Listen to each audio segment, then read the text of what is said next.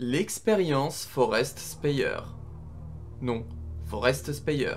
Nom de code, aucun. Âge et date de naissance, ce roi était l'année de ses 54 ans car il est né en 1969.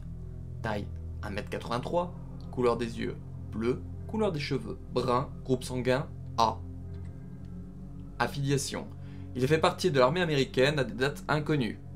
Il a ensuite rejoint le Stars en 1996 jusqu'à 1998. Il était du coup dans la maintenance, tireur d'élite et mécanicien de l'équipe Bravo. Ses missions connues du coup c'est l'incident du manoir qui s'est déroulé de mai à juillet 1998. En spécialisation il avait tireur d'élite, mécanicien et des compétences de conduite. Son statut est mort entre le 23 et 24 juillet 1998 à 29 ans. Info complémentaire.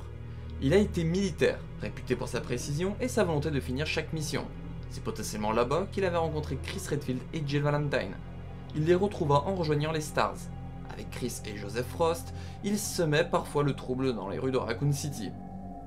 Il avait un tatouage sur le biceps gauche. Il représente une épée dorée avec des ailes rouges. Le 23 juillet, l'équipe Bravo, avec le pilote du RPD Kevin Dooley, est envoyée enquêter sur les meurtres se passant dans les monts Hartley. Ils durent se poser en catastrophe, puis ils se séparèrent pour fouiller la zone. Ils trouvèrent une voiture de police militaire accidentée avec les occupants morts, sauf leur prisonnier, le sous-lieutenant Billy Cohen. Marini ordonna donc de le rechercher et ils se séparèrent. Des Cerbères les attaquèrent, ils fuirent.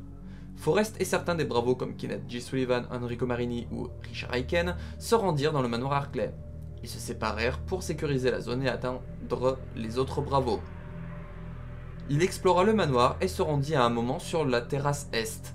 C'est là qu'il se fit attaquer par des corbeaux zombies qui le tuèrent. Il mourut auprès de son lance-grenade.